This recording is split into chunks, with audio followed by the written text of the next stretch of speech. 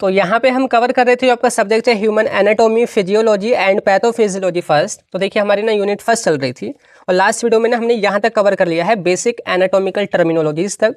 तो आपने पिछली वीडियोज़ को जरूर से देख लेना, अदरवाइज आपको समझ नहीं आएगा। पूरी जो प्लेलिस्ट है उनका लिंक आपको डिस्क्रिप्शन में मिल जाएगा। आज जो हम स्टार्ट कर रहे हैं, जो नेक्स्ट टॉपिक है यहाँ पे वो है structure and functions of cell, कि भाई सेल की क्या स्ट्रक्चर है, क्या फंक्शन है, वो आपने जाने हैं। बाकी मैं आपको यही बता दूं कि जो और भी सब्जेक्ट है ना, हमने उनको भी स्टार्ट कर दिया है, आप उनकी भी वीडियोस देख लीजिए। सारी जो प्लेलिस्ट है उनका लिंक आपको डिस्क्रिप्शन में मिल जाएगा।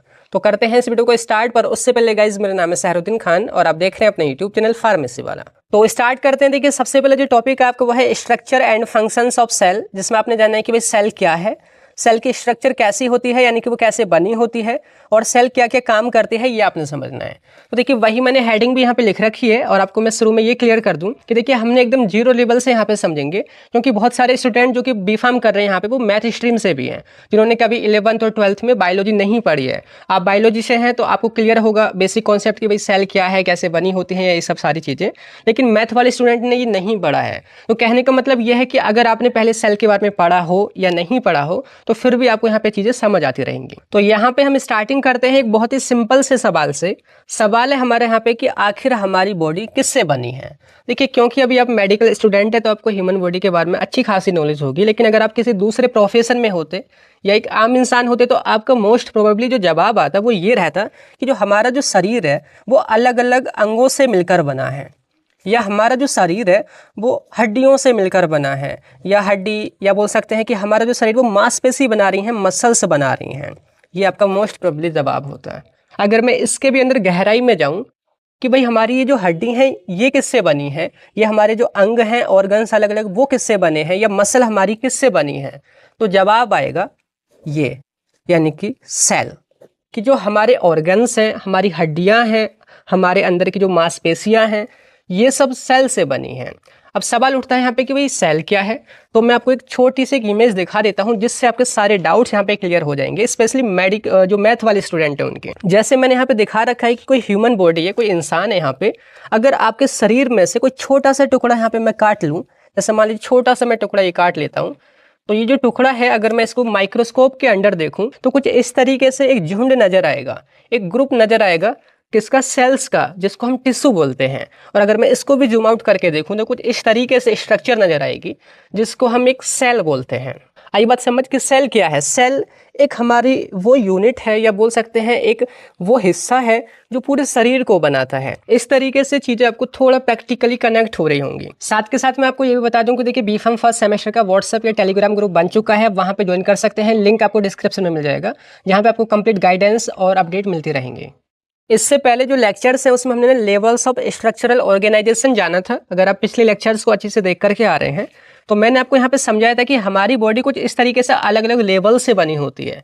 जैसे शुरुआती लेवल में कुछ केमिकल्स होते हैं, कई सारे जो केमिकल्स हैं वो मिलकर के सेल बनाते हैं, सेल जिसको अभी हम समझने ही वाले हैं। तो कई सारी जो सेल हैं वो मिलकर के एक ग्रुप बनाती हैं, एक झुंड बनाती हैं, जिसको टिश्यू यानी कि ऊतक कहते हैं।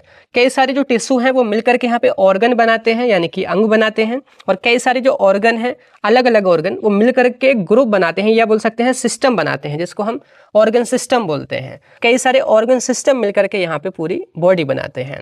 तो मेरे समझाने का यहाँ पे मतलब ये है कि जो सेल होती है वो हमारे शरीर का ही हिस्सा है। ये जो बोले तो जो सारे जो ऑर्गन्स हैं, सारे जो टिश्यू हैं, सारी जो बॉडी है वो सेल से ही बनी है। या प्रैक्टिकली यहाँ पे कनेक्ट करें, ठीक है। तो टॉपिक है हमारे यहाँ पे, वापस आते हैं। आपको समझ आ गया कि आपका जो पूरा शरीर है वो किससे बना है, वो सेल से बना है, ठीक है। अब ये चीज़ आपको लिखनी भी है ना, तो आपको डेफिनेशन वगैरह याद करनी पड़ेगी। तो यहाँ पे मैंने लिख रखा है कि a cell is the basic structural and functional unit of body. Cell क्या है, हमारे शरीर की बेसिक स्ट्रक्चरल और फंक्शनल यूनिट है। अब ये चीज़ आपने रटनी नहीं है। देखिए यहाँ पे शब्द जो लिखे हैं ना, स्ट्रक्चरल और फंक्शनल, ये बहुत गहरी बात बोल रहे हैं। मैं आपको थोड़ा सा समझा देता हूँ। देखिए यहाँ पे लिखा है कि सेल क्या है, हमारी एक स्ट्रक्चरल यूनिट है।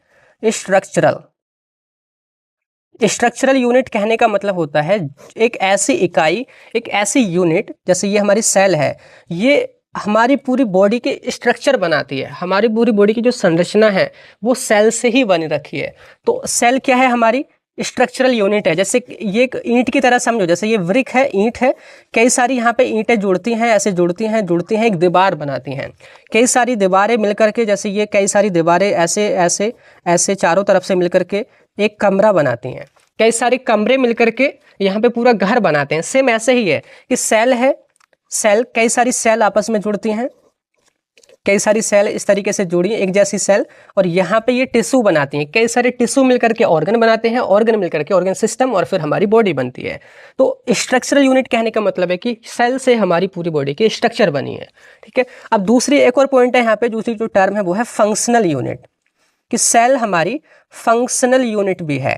यानी कि जो सेल है ना, उसके अंदर हमारी पूरी बॉडी के जो जरूरी काम है वो सेल के अंदर होते हैं। मैंने आपको समझाया था यहाँ पे, ये जो सेल है, सेल यहाँ पे ग्रो करती है, या बोल सकते हैं डिवाइड होती है। एक सेल से यहाँ पे हमारी 2 सेल्स बनती हैं। ये आपने बेसिक लाइफ प्रोसेस जो पिछले लेक्चर्स हमने यहाँ पे जाने थे, आपने यहाँ पे पढ़ा होगा कि सेल के अंदर क्या क्या होता है। सेल के अंदर कई सारी केमिकल रिएक्शन चलती हैं, सेल कुछ ना कुछ रेस्पॉन्स शो करती है, सेल के अंदर मूवमेंट भी होता है, सेल ग्रो करती है, सेल में डिफ्रेंसिएशन होता है, सेल एक सेल से दूसरी सेल भी बनती है, सेल के अंदर एनर्जी भी बनती है। तो ये जो जरूरी काम है ना शरीर के, वो हमारे सेल के अंदर होते हैं। तो डेफिनेशन क्या बन के आती है कि सेल क्या है? Cell is the basic structural and functional unit of the body, कि हमारा शरीर सेल से बना है, साथ के साथ सेल हमारे शरीर के सारे जरूरी काम भी करती है। आई बात समझ? अब आगे लिखा है कि जो ह्यूमन बॉडी है वो ट्रिलियंस ऑफ सेल से मिलकर बनी है, अरबों खरबों जो सेल हैं वो मिलकर के हमारे शरीर को बना रही हैं।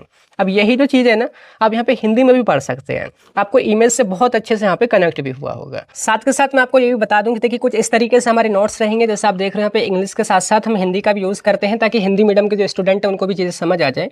बाकी हम इमेजेस भी ऐड करते हैं ताकि चीज़ आपको देख करके समझ आ जाए। तो अगर आपको इस तरीके से सारे सब्जेक्ट की कंप्लीट नोट्स चाहिए हैंड रिटन हिंदी और इंग्लिश में with explanation videos and important question, तो आपको हमारे बैच में ज्वाइन कर लेना चाहिए, जो कि फार्मेसी वाला ऐप पर चल रहा है। क्या करना है, सिंपली गूगल प्ले स्टोर पर जाना है, सर्च करना है फार्मेसी वाला ऐप को आपने इंस्टॉल कर लेना है। लॉगिन और रजिस्टर करने के बाद आपको कई सारे सेक्शन दिखेंगे, तो आपको बीफार्म के सेक्शन पे जाना है। वहाँ पे कई सारे सेमेस्टर्स हैं, तो अभी आपको फर्स्ट सेमेस्टर पे जाना है। उसमें 2 ऑप्शन आपको मिलेंगे, ओल्ड और न्यू, तो आपने न्यू पे टैप करना है। वहाँ पे जो बैच चल रहा है उसमें ज्वाइन कर लीजिए, सारा कंटेंट आपको एक ही जगह मिल जाएगा। आई बात समझ? तो ये बेसिक जो चीज़ें हैं ना, ये आपको बहुत सिंपल तरीके से समझनी है, और ये एक आपका बेस मजबूत कर रही है। जो टॉपिक थोड़ा गहराई में आपने जानना होगा, ताकि आगे जो भी टॉपिक्स हैं उनमें कोई भी दिक्कत नहीं आए।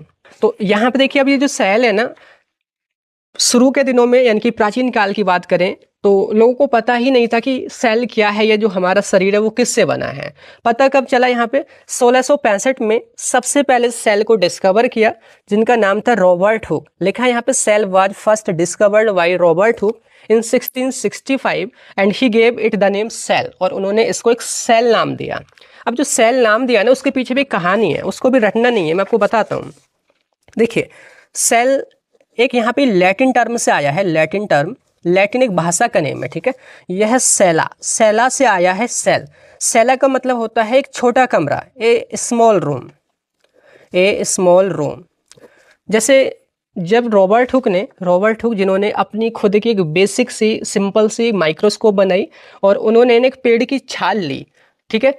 पेड़ की छाल लेकर के उन्होंने अपनी माइक्रोस्कोप, यानी कि जैसे ये इस तरीके से, यहाँ पे ये तो काफ़ी एडवांस है, अपनी माइक्रोस्कोप से उन्होंने देखा, तो कुछ इस तरीके से ना यहाँ पे उनको स्ट्रक्चर नजर आई।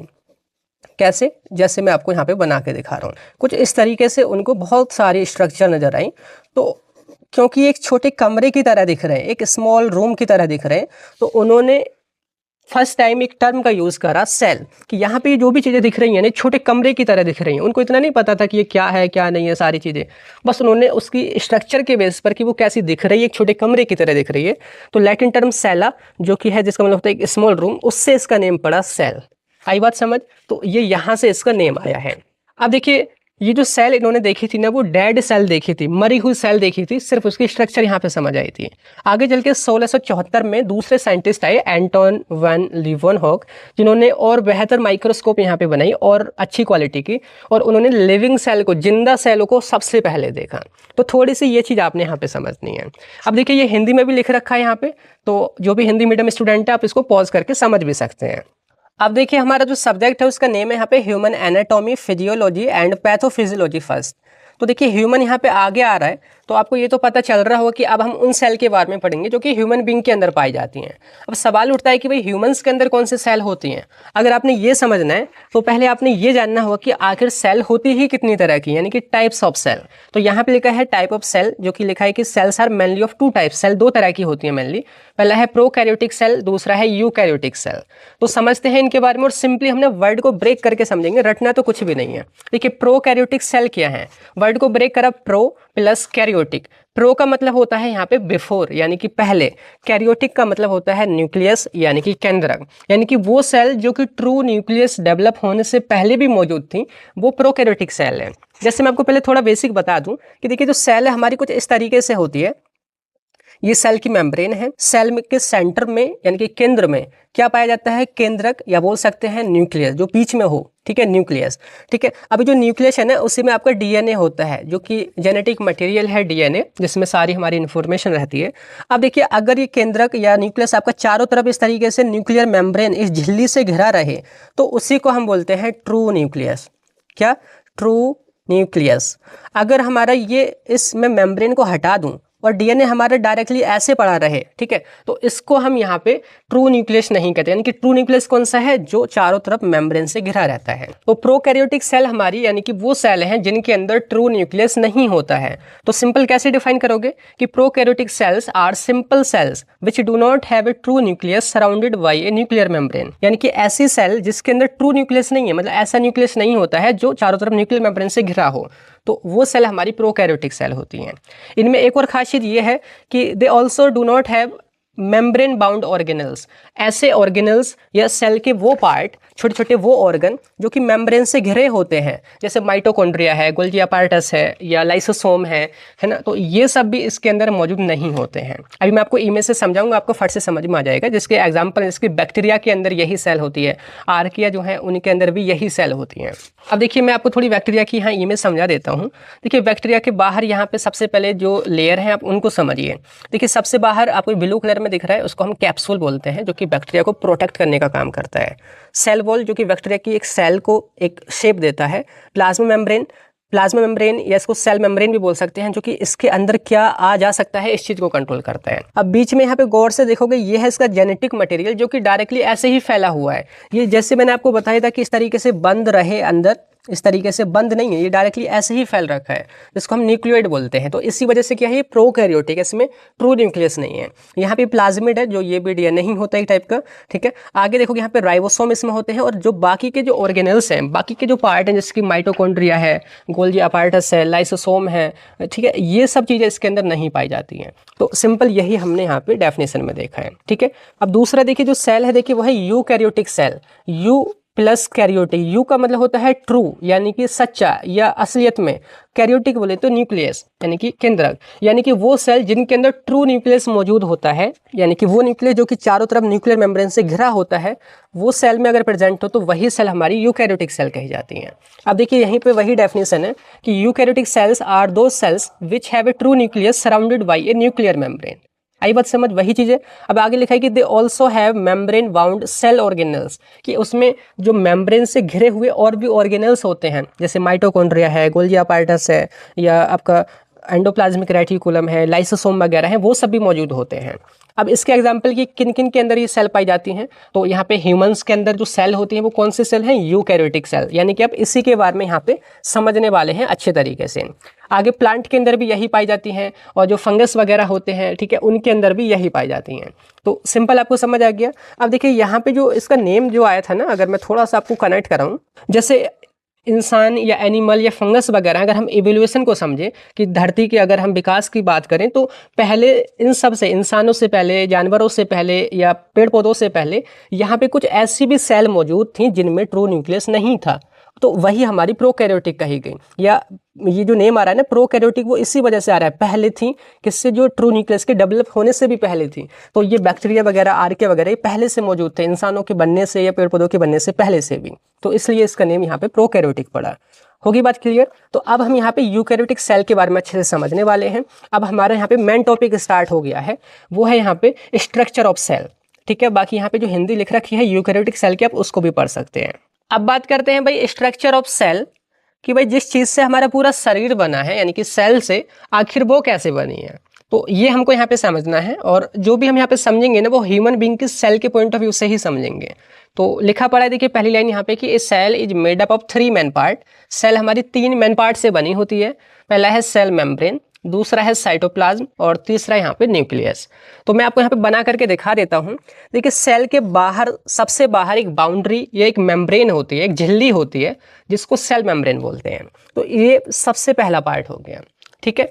तीसरा पार्ट है यहाँ पे, ये जो आप देख रहे हो ये है न्यूक्लियस, जो कि हिंदी में केंद्रक बोलते हैं, जो कि बीच में रहता है। ये तो आपको समझ आ गया।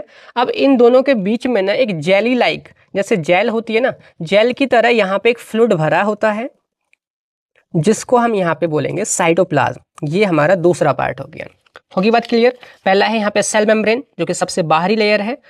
तीसरा यहाँ पे न्यूक्लियस, जो कि मैं इस तरीके से समझाने की वजह से बता दिया। और इन दोनों के बीच में जो फ्लूइड भर रखा है वो है आपका साइटोप्लाज्म। अब देखिए जो साइटोप्लाज्म है ना, इसी के अंदर ना छोटे छोटे यहाँ पे ऑर्गेनल्स होते हैं। ऑर्गेनल्स का क्या मतलब होता है? स्मॉल ऑर्गन, आप बोल सकते हैं छोटे से अंग या सेल के छोटे छोटे पार्ट, ठीक है। तो सेल के जो छोटे छोटे पार्ट हैं वो इस साइटोप्लाज्म के अंदर ही रहते हैं, जिनके बारे में अभी हम डिस्कस भी करेंगे। अब देखिए मैंने सेल की यहाँ पे इमेज भी ऐड कर रखी है ताकि आपको अच्छे से समझ आ जाए। बाकी आपने इसकी प्रैक्टिस करना, बनाने की, इसको ड्रॉ कीजिए, प्रैक्टिस कीजिए, क्योंकि एग्जाम में जरूर आता है। तो यहाँ पे देखिए अब आपने समझना है कि सबसे बाहर क्या है, ये सेल मेम्ब्रेन है। सबसे बीच में यहाँ पे क्या है, ये सेल का न्यूक्लियस है। इन दोनों के बीच में क्या भरा हुआ है? साइटोप्लाज्म भरा हुआ है। और उसी के अंदर ये छोटे छोटे छोटे छोटे क्या है? सेल के ऑर्गेनल्स हैं, ये सेल के पार्ट हैं। जैसे कि ये माइटोकॉन्ड्रिया दिख रहा है, कई सारे माइटोकॉन्ड्रिया यहाँ पे। ये एंडोप्लाज्मिक रेटिकुलम है, स्पेशली बोलते तो रफ एंडोप्लाज्मिक रेटिकुलम है यहाँ पे। ये गोल्जी अपैरेटस है, ये लाइसोसोम है यहाँ पे। और यहाँ पे देखोगे सेंट्रियोल्स है, स्मूथ एंडोप्लाज्मिक रेटिकुलम है, राइबोसोम है। अभी आपको डायरेक्टली नहीं भी समझ आ रहा होगा, पर समझ लीजिए कुछ ये सब पार्ट इसके अंदर मौजूद रहते हैं। अब सबसे पहले हम बात करेंगे यहाँ पे सेल मेम्ब्रेन के बारे में कि सेल मेम्ब्रेन क्या है, कैसे बनी होती है, थोड़ा सा बेसिक आइडिया लेना है। तो सबसे पहले जो पार्ट देखिए वो है सेल मेम्ब्रेन। तो देखिए मैंने आपको बताया कि सेल के चारों तरफ जो कवरिंग होती है वही है सेल मेम्ब्रेन। तो यहाँ पे मैंने दिखा रखा है कि सेल है, सेल के चारों तरफ जो कवरिंग देख रहे हो ये सेल मेम्ब्रेन है। अब यहाँ पे हम बात करते हैं कि सेल मेम्ब्रेन कैसे बनी होती है। तो मैं आपको बता दूं कि जो सेल मेम्ब्रेन है, अगर मैं इसके छोटे से हिस्से को यहाँ पे जूम आउट करके देखूं तो कुछ इस तरीके से यहाँ पे दिखाई देती है। ये ना फॉस्फोलिपिड से बनी होती है। पहले फॉस्फोलिपिड को समझो, फॉस्फो प्लस लिपिड। अगर मैं कुछ इस तरीके से वर्ड को ब्रेक करूं तो फॉस्फो का मतलब है फॉस्फेट ग्रुप, लिपिड आप जानते ही हैं जो भी फैट की तरह जो सब्सटेंस होते हैं, ठीक है, तो वो हमारे लिपिड होते हैं। तो ऐसा लिपिड जिसके ऊपर फॉस्फेट ग्रुप जुड़ा होता है उसको हम फॉस्फोलिपिड बोलते हैं। आई बात समझ? तो ये जो हमारी सेल मेम्ब्रेन है ना, ये फॉस्फोलिपिड की 2 लेयर से बनी होती है। जैसे यहाँ पे मैंने दिखा रखा है, ये जो आप हिस्सा देख रहे हो ये हेड है, ये यहाँ पे टेल है। ये फॉस्फेट होता है, ये नीचे यहाँ पे लिपिड होता है। फॉस्फेट जो है वो वाटर में सोल्यूबल होता है, यानी कि हाइड्रोफिलिक होता है। लिपिड का जो यहाँ पे पार्ट है, टेल जो है वो हाइड्रोफोबिक होती हैं, यानी कि वाटर में घुलनशील नहीं होती हैं। तो इस इतने हिस्से को हम बोलते हैं फॉस्फोलिपिड। तो आप जब देखोगे ना यहाँ पे जूम करके सेल मेम्ब्रेन को, तो कुछ इस तरीके से जो फॉस्फोलिपिड है उसकी एक लेयर और नीचे ये दूसरी लेयर, यानी कि 2 फॉस्फोलिपिड की लेयर से बनी होती है सेल मेम्ब्रेन। आई बात समझ? तो यहाँ पे वही चीज लिख रखी है कि cell membrane is the outer covering of the cell. ये सेल की बाहरी कवरिंग होती है, which is made up of a bilayer of phospholipid. ये फॉस्फोलिपिड की 2 लेयर से बनी होती है। 2 लेयर किस तरीके से, जो कि मैंने अभी आपको समझाया है। अब इसके पहले रियल इमेज देख लीजिए कैसी ये दिखती है। तो कुछ इस तरीके से यहाँ पे देखिए देखी जाती है। ये आप देख रहे हो, ये पीला पीला जो आपको दिख रहा है ये फॉस्फेट है। इसके नीचे टेल्स जुड़ी पड़ी है जिसको लिपिड बोलते हैं। तो ये फॉस्फोलिपिड की यहाँ पे एक लेयर ऊपर है, एक लेयर यहाँ पे नीचे है। तो इस तरीके से हमारी ये सेल मेम्ब्रेन बन रखी है। अब इसमें जो आप ये ब्लू कलर में जो देख रहे हो ना, प्रोटीन है, जिसके जरिए कोई भी चीज आर पार अगर जाएगी सेल के अंदर, जैसे सेल के अंदर अगर किसी भी चीज को जाना है तो इसी के आर पार जाना होगा या इसको क्रॉस करना होगा। तो इनके जरिए ये प्रोटीन जो चैनल बने हुए हैं, कुछ छेद बने हुए हैं, उनके जरिए ही यहाँ से जाती हैं। तो समझ आ गया कि सेल मेम्ब्रेन क्या है, कैसे बनी होती है। आगे लिखा है कि it protects the cell and control the movement of substances in and out of the cell. इसका मेन काम क्या है कि सेल को चारों तरफ से प्रोटेक्ट करती है। दूसरा जो मेन काम है कि अगर सेल के अंदर किसी भी चीज को आना है या जाना है तो वो सेल मेम्ब्रेन ही कंट्रोल करती है। ये समझ लीजिए एक बॉर्डर है कि इसमें हर चीज अंदर नहीं जा सकती और इससे हर चीज बाहर भी नहीं आ सकती। तो कुछ लिमिटेड चीजें ही इसके आर पार जा सकती हैं और उसको कंट्रोल करने का काम कौन करती है? सेल मेम्ब्रेन करती है। एक चीज ध्यान रखना कि जो चीज लिपिड में ज्यादा सोल्यूबल रहती हैं वसा में ज़्यादा घुलनशील होती हैं, ठीक है, वो ज़्यादा ईजिली से इसके आर पार जा सकती हैं। उसका रीज़न क्या है? देखिए बाहर आप देखोगे ये हाइड्रोफिलिक है, वाटर में सोल्यूबल है, लेकिन अंदर आप जो देखोगे ना, ये जो मेन जो है टेल्स, ये हमारी वसा में घुलनशील है, लिपिड में सोल्यूबल है। तो कोई भी जो केमिकल है या कोई भी जो कंपाउंड जो वसा में या लिपिड में ज़्यादा घुलनशील रहता है, वो इसके आर पार जल्दी यहाँ पे जा सकता है, वो सेल में जल्दी पहुँच सकता है। ये आगे की मैं बात बता रहा हूँ, आप आगे चल के मेडिसिन के रिलेटेड चीज़ें ये पढ़ोगे। अब देखिए सेकंड जो पार्ट है वो है साइटोप्लाज्म। मैंने आपको बताया था कि सेल के अंदर एक फ्लूइड भरा होता है जेली की तरह, जिसको हम साइटोप्लाज्म बोलते हैं। जैसे मैंने आपको बताया था कि सेल मेम्ब्रेन और न्यूक्लियर मेम्ब्रेन, इन दोनों के बीच में जो फ्लूइड भर रखा है वही है आपका साइटोप्लाज्म, और इसी में कई सारे ऑर्गेनेल्स भी होते हैं। तो यहाँ पे वही लिखा है कि cytoplasm is a jelly like substance present inside the cell. It is mainly made up of water, proteins and other substances. ये किससे बना होता है? या तो वाटर, प्रोटीन और कुछ और जो सब्सटेंस हैं उनसे ये बना होता है। अब आगे लिखा है कि it contains cell organelles and many chemical reaction occur in it, कि इसके अंदर कई सारे सेल के पार्ट या ऑर्गेनल्स होते हैं और बहुत सारी जो भी केमिकल रिएक्शंस होती हैं वो सेल के इसी हिस्से में यानी कि साइटोप्लाज्म में ही होती हैं। ठीक है, तो ये देखिए हिंदी में भी यहाँ पे लिखा हुआ है, आप इसको आराम से पॉज करके पढ़ सकते हैं। अब देखिए जो साइटोप्लाज्म है ना, उसके अंदर कई सारे सेल के ऑर्गेनल्स भी होते हैं, जिनकी लिस्ट मैंने यहाँ पे बना रखी है। अब इन्हीं के बारे में आगे आपने पढ़ना है। जैसे पहला है माइटोकॉन्ड्रिया, दूसरा है एंडोप्लाज्मिक रेटिकुलम, तीसरा है Golgi apparatus, next lysosome, next ribosome, centrosome, vacuoles and cytoskeleton.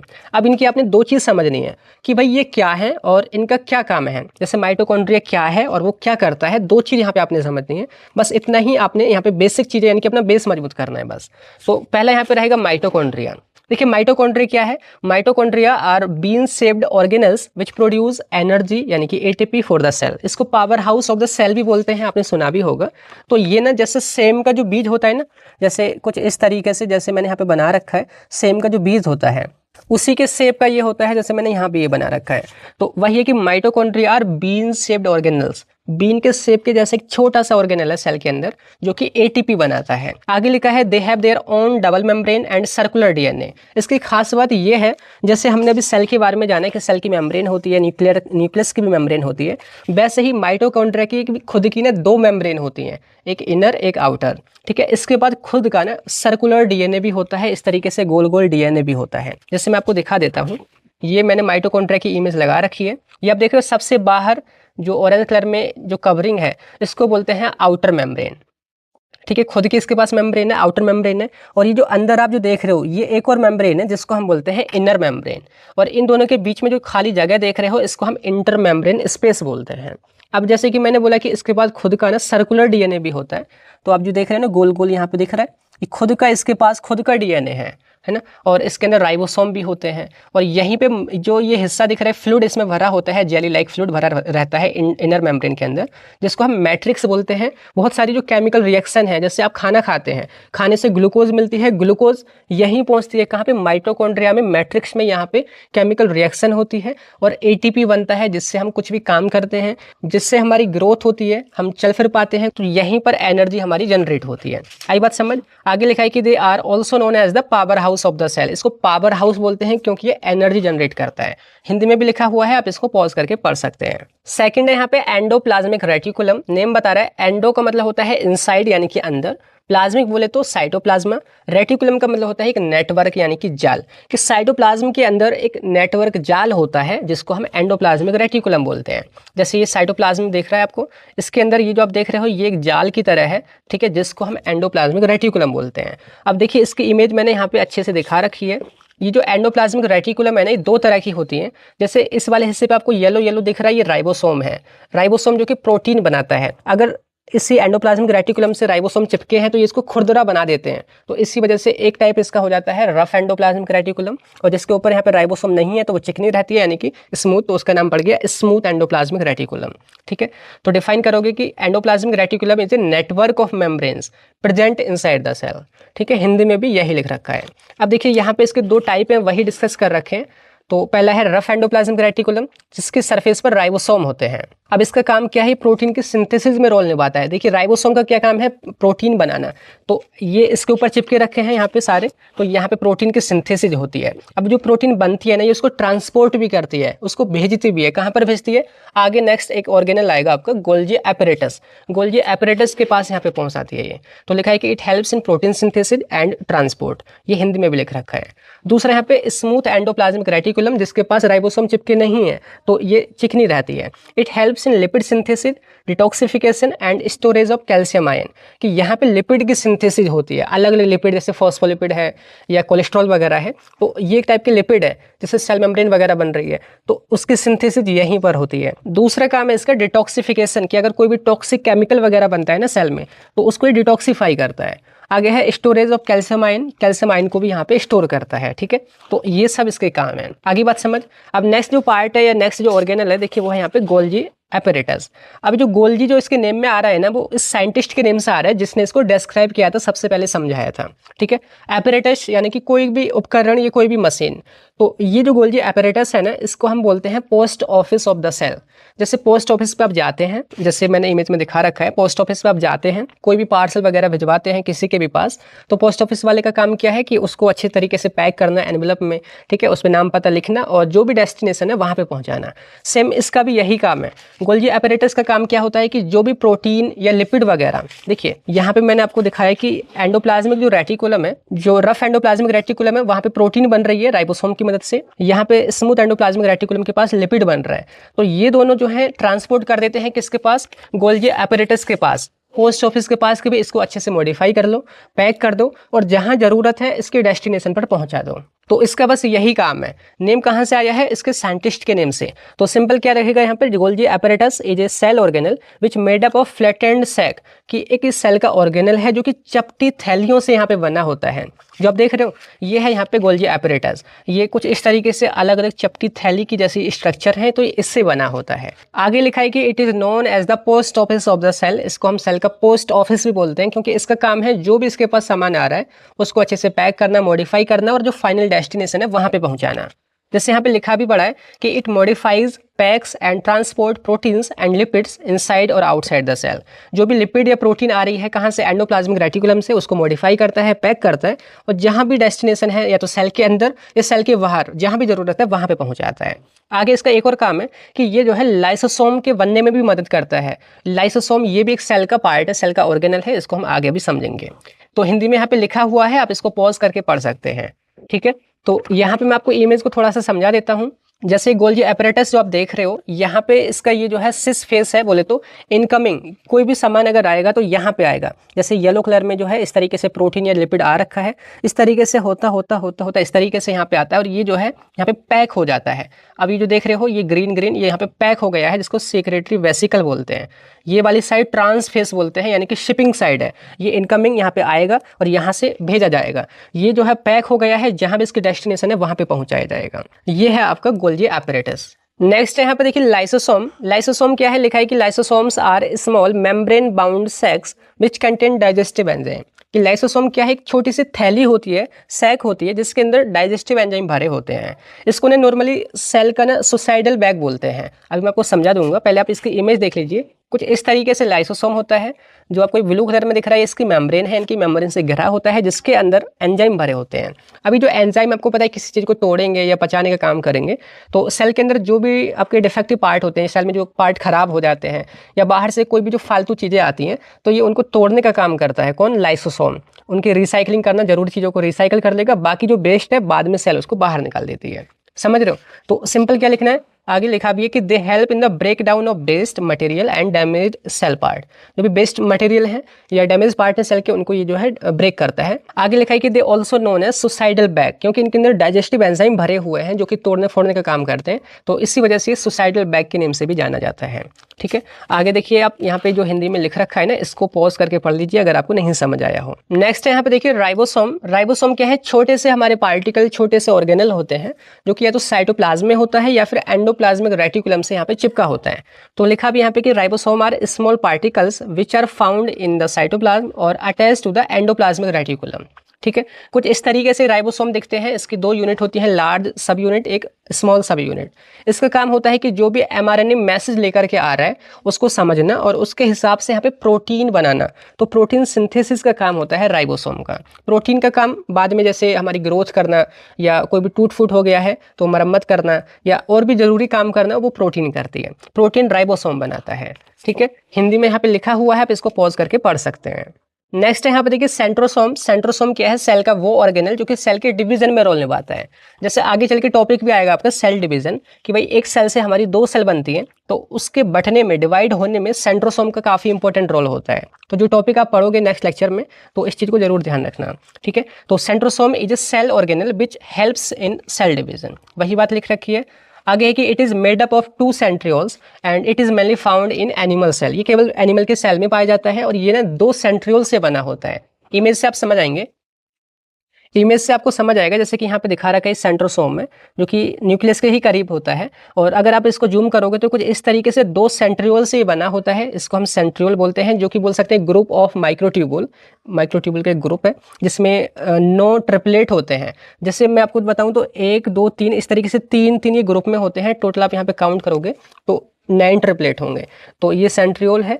ठीक है, इन सेंट्रियोल से ही हमारा सेंट्रोसोम बनता है। सेंट्रोसोम की मदद से सेल डिवाइड होती है। ठीक है, हिंदी में लिखा हुआ है, आप इसको पॉज करके पढ़ भी सकते हैं। नेक्स्ट है यहाँ पे देखिए वैक्यूल्स। वैक्यूल्स क्या है? हमारे सेल के अंदर ना कुछ खाली जगह होती है। जैसे यहाँ पे ये प्लांट सेल है, यहाँ पे एनिमल सेल है। जैसे हमारी सेल के अंदर जैसे कुछ इस तरीके से खाली जगह है, तो इसके अंदर ना कुछ हमारे जैसे न्यूट्रिएंट्स, जैसे ज़रूरी चीज़ें या पानी वगैरह या वेस्ट मटेरियल इसमें यहाँ पे स्टोर रहता है। ये यहाँ पे प्लांट के अंदर काफ़ी बड़ा होता है, जो आपको दिख रहा है, इसके अंदर प्लांट में भी होता है। तो वैक्यूल्स क्या है यहाँ पे? Vacuoles are small spaces inside the cell. Human being में तो काफ़ी स्मॉल होते हैं, तो हमारे सेल के अंदर कुछ छोटी छोटी खाली जगह है। They store water, nutrients, waste material and other substance, जिसमें हमारा पानी, न्यूट्रिएंट्स वगैरह ये सब चीज़ें यहाँ पे स्टोर होती हैं। ठीक है, हिंदी में भी यहाँ पे लिखा हुआ है। लास्ट में देखिए एक और ऑर्गेनल है यहाँ पे, वो है साइटोस्केलेटन। साइटो का मतलब होता है सेल, स्केलेटन बोले तो कंकाल। जैसे हमारे शरीर में भी कंकाल होता है ना, स्केलेटन सिस्टम होता है ना, बहुत सारी हड्डी होती हैं जो कि हमारी पूरी बॉडी को सपोर्ट करती हैं, ढांचा बनाती हैं, जिससे हम खड़े हो पाते हैं, चल पाते हैं। वैसे ही सेल के अंदर भी एक नेटवर्क होता है प्रोटीन फाइबर का, जिसको साइटोस्केलेटन बोलते हैं। जैसे यहाँ पे दिखा रखा है, कुछ इस तरीके से साइटोस्केलेटन होता है, जिसमें कई सारे यहाँ पे फाइबर्स, माइक्रोट्यूबुल्स वगैरह होती हैं। अब देखिए जैसे हमारी सेल है, इसके अंदर अलग अलग ऑर्गेनल्स के बारे में हमने पढ़ा, तो इन ऑर्गेनल्स को उनकी जगह पे फिक्स रखना और इस सेल को एक शेप देना, एक आकार देना, तो इस साइटोस्केलेटन का काम है। जैसे हमारे शरीर में जो स्केलेटन है, कंकाल तंत्र है, वो हमारी बॉडी को एक शेप देता है और जो भी हमारे जरूरी ऑर्गन्स हैं, ब्रेन है, हार्ट है, लिवर है, वो अपनी जगह पे फिक्स रहते हैं। वैसे ही इनको फिक्स रखता है और एक शेप देने का काम करता है साइटोस्केलेटन। आई बात समझ? तो यहाँ पे देखिए वही लिख भी रखा है मैंने। ठीक है, आप इसको पढ़ लिए। अब आगे देखिए लिखा है कि it gives shape and support to the cell. ये सेल को सपोर्ट करता है और शेप भी देता है। हिंदी में भी ये लिख रखा है, बाकी इमेज कुछ इस तरीके से है। ठीक है, तो अभी देखिए हमने जो कवर करा है ना, उस सेल मेम्ब्रेन को कवर कर लिया। साइटोप्लाज्म क्या है वो कवर कर लिया। साइटोप्लाज्म में जो सारे ऑर्गेनल्स हैं वो कवर हो गए। अब लास्ट में न्यूक्लियस बचा है और उसके पार्ट वगैरह। तो यहाँ पे है न्यूक्लियस। न्यूक्लियस क्या है? जिसको हम केंद्रक भी बोलते हैं हिंदी में। तो ये बीच में होता है और इसके अंदर हमारा जेनेटिक मटेरियल यानी कि डीएनए होता है। और इसका मेन काम क्या है? जो भी सारी एक्टिविटी जो भी हो रही है ना सेल के अंदर, है ना, कब ग्रो करना है, कब प्रोटीन बनाना है, कब किस चीज़ को यहाँ पे डिस्ट्रॉय करना है, वो सारा कंट्रोल सेंटर आपका यही है न्यूक्लियस। ठीक है, हेड क्वार्टर आप इसको बोल सकते हैं सेल का। तो यहाँ पे लिखा है कि nucleus is the control centre of the cell. It is surrounded by a nuclear membrane. ये एक न्यूक्लियर मेम्ब्रेन से घिरा होता है एंड इसमें हमारा जेनेटिक मटेरियल यानी कि डीएनए होता है। तो यहाँ पे आप इसका इमेज देखोगे तो ये पूरा जो येलो कलर में है ये आपका क्या है? न्यूक्लियस है। और ये जो पिंक कलर में लाइन देख रहे हो ये न्यूक्लियर मेम्ब्रेन है। ये बीचों बीच में भी एक यहाँ पे एक जगह होती है जिसको हम न्यूक्लियोलस बोलते हैं। आगे मैं इसको डिस्कस करूंगा, समझ आएगी डेफिनेशन। तो यहाँ पे आगे लिखा है कि it controls the growth, development and activities of cell. Cell के अंदर क्या होना है क्या नहीं होना है सब कुछ यही कंट्रोल करता है। इसकी यहाँ पे देखिए हिंदी भी लिख रखी है। तो यहाँ पे देखिए मैं आपको न्यूक्लियस के इमेज को समझा देता हूँ। जैसे आप देख रहे हो ये जो है न्यूक्लियस 3D में दिखा रखा है, ये 2D में दिखा रखा है। इसके चारों तरफ एक कवरिंग होती है जो कि न्यूक्लियर मेम्ब्रेन हम इसको बोलते हैं। न्यूक्लियर मेम्ब्रेन में देखिए कुछ छेद भी हैं, ये इसको प्रोटेक्ट भी करती है, साथ के साथ क्या चीज़ इसके अंदर जा सकती है, आ सकती है, उसको भी कंट्रोल करती है। क्योंकि 2D में आप यहाँ पे देख सकते हैं छेद हैं। ठीक है, न्यूक्लियर मेम्ब्रेन है। बीच में यहाँ पे न्यूक्लियोलस होता है, देखिए सेंटर पॉइंट है न्यूक्लियोलस, जो कि राइबोसोम के बनाने में रोल निभाता है। राइबोसोम जिससे प्रोटीन बनती है। आगे देखोगे यहाँ पे ये जो जगह आप देख रही है ये इसमें एक फ्लूइड भरा होता है यहाँ पे। ठीक है, जिसको हम न्यूक्लियोप्लाज्म बोलते हैं। न्यूक्लियोप्लाज्म जैसे सेल के अंदर साइटोप्लाज्म है, वैसे ही न्यूक्लियस के अंदर न्यूक्लियोप्लाज्म होता है। ठीक है। आगे है जैसे थ्रेड लाइक स्ट्रक्चर, जो धागे की जैसे स्ट्रक्चर दिख रही है यहाँ पे 3D में दिखा रखा है, इसको हम क्रोमेटिन बोलते हैं। क्रोमेटिन जो कि डीएनए और हिस्टोन जो प्रोटीन है उसके मिलने से बनता है। डीएनए यानी कि यह इसी में होता है। बाकी यहाँ पे इस तरीके से जो सारे पार्ट्स वगैरह हैं इनको मैंने आगे डिस्कस भी कर रखा है। जैसे the nucleus has the following main part. क्या क्या पार्ट है इसमें? पहला पार्ट है यहाँ पे न्यूक्लियर मेम्ब्रेन, जो कि न्यूक्लियस को प्रोटेक्ट करती है और कवर करती है, और क्या चीज़ अंदर या बाहर जा सकती है उसको भी कंट्रोल करती है। आगे है न्यूक्लियोप्लाज्म, कि न्यूक्लियस के अंदर एक जेली की जैसा सब्सटेंस, एक फ्लूइड भरा होता है जो कि न्यूक्लियोप्लाज्म कहा जाता है। आगे है न्यूक्लियोलस, कि एक सेंटर पॉइंट होता है न्यूक्लियस के भी अंदर जो कि राइबोसोम के बनने में रोल निभाता है। लास्ट में है क्रोमेटिन। क्रोमेटिन जिसमें डीएनए और हिस्टोन प्रोटीन एक साथ कंबाइन होते हैं और इसी में हमारी जेनेटिक इन्फॉर्मेशन होती है। तो इस तरीके से हमने सारे पार्ट कवर करे हैं सेल के। आई होप ये इतना आपको समझ आ गया होगा। अब बात करते हैं फंक्शंस ऑफ सेल, कि भाई सेल क्या क्या काम करती हैं। तो सबसे पहला पॉइंट लिखा है कि cells provide shape, structure and support to tissues and organ, कि हमारे शरीर में जो भी ऑर्गन होते हैं, जो भी टिश्यूज होते हैं, तो उनकी स्ट्रक्चर किससे बनी है? सेल से, और सेल ही उनको शेप वगैरह भी देती है। तो सिंपल पहला पॉइंट हो गया। ठीक है। दूसरा पॉइंट है यहाँ पे cells produce energy from nutrients in mitochondria. जो भी हम खाते पीते हैं तो वहाँ से जो भी ग्लूकोज वगैरह है माइटोकॉन्ड्रिया में, यानी कि सेल के अंदर जाती है और उसी से एटीपी बनती है जिससे हम सारे काम कर पाते हैं। नेक्स्ट है यहाँ पे cells absorb essential nutrients, oxygen, water and remove waste product, कि जो भी हम खाते पीते हैं ना तो उससे जो भी न्यूट्रिएंट्स मिलता है वो सब सेल एब्जॉर्ब करती है। जो हम सांस लेते हैं ऑक्सीजन वगैरह या जो पानी पीते हैं तो वो सब हमारी सेल एब्जॉर्ब करती है, और जो भी वेस्ट चीज़ें होती हैं उनको शरीर से बाहर निकालती है, जैसे कार्बन डाइऑक्साइड को बाहर निकालना, यूरिया को बाहर निकालना। तो ये सब काम किसका है? सेल का है। आगे है cell division produce new cells which help in the growth and repair of damage tissue, कि जो भी हमारी सेलें लगातार डिवाइड होती हैं जिससे हमारी पूरी बॉडी ग्रो करती है। पहले हम छोटे थे बचपन में, फिर लगातार हमारी बॉडी ग्रो करी सेल डिवीजन की वजह से। साथ के साथ जब भी कभी हमें चोट लगती है, जो भी घाव होता है, तो उसको भरने का काम भी कौन करता है? सेल, क्योंकि सेल लगातार ग्रो करती हैं। नेक्स्ट पॉइंट है यहाँ पे cells produce proteins which are required for growth, repair and various cellular function, कि सेल के अंदर जो राइबोसोम होते हैं उससे प्रोटीन बनती है। प्रोटीन का काफ़ी इंपॉर्टेंट काम होता है, जिसके हमारी सेल की ग्रोथ करना या कोई भी जो भी नुकसान हुआ है उसकी रिपेयरिंग करना ना, और भी बहुत सारे काम यहाँ पे प्रोटीन के होते हैं। नेक्स्ट है यहाँ पे देखिए cells detect and respond to changes और stimuli in their surrounding environment, कि जब भी हमारे आसपास कुछ भी बदलाव होता है तो सेल रेस्पॉन्ड करती हैं और उसको डिटेक्ट भी करती हैं। जैसे अगर हम किसी हीटिंग एरिया में जाते हैं, किसी गर्म इलाके में जाते हैं, तो हमको महसूस होता है गर्मी लगती है, या किसी हम गर्म चीज़ पे हाथ लगाते हैं तो तुरंत हटा लेते हैं। तो ये सब सेंस करने का काम भी हमारी नर्व सेल या सेल की ही टाइप करते हैं। नेक्स्ट पॉइंट है सेल से remove metabolic waste products produce during cellular activity, कि जो भी हमारी सेल के अंदर काम होते हैं तो उसके दौरान बहुत सारा वेस्ट मटेरियल भी यहाँ पे बनता है, तो उसको बाहर रिमूव करने का काम भी सेल ही करती है। लास्ट में एक और इसका काम है, देखिए सेल्स कंटेन डीएनए। सेल का जो न्यूक्लियस है उसमें डीएनए होता है जो कि हमारी जेनेटिक इन्फॉर्मेशन रखता है। ठीक है। तो माँ बाप से जो भी बच्चे पैदा होते हैं तो माँ बाप की जो भी जेनेटिक इन्फॉर्मेशन है, जो भी हेरिडिटी है, वो सब बच्चों में ट्रांसफर करने का काम कौन करता है? सेल ही करती है। तो लिखा है कि cell contains DNA which stores genetic information and passes it from parents to offspring, और उसको वो पास करती है माँ बाप से ऑफस्प्रिंग यानी कि संतानों में। तो ये सारे काम हैं किसके? सेल के। आई होप ये आपको समझ आया होगा। तो यही था आज के इस वीडियो में। बाकी मिलते हैं नेक्स्ट वीडियो में, जो भी आगे के टॉपिक्स हैं उनको हम कवर करेंगे। ठीक है, तब तक के लिए bye bye, thank you, have a nice day.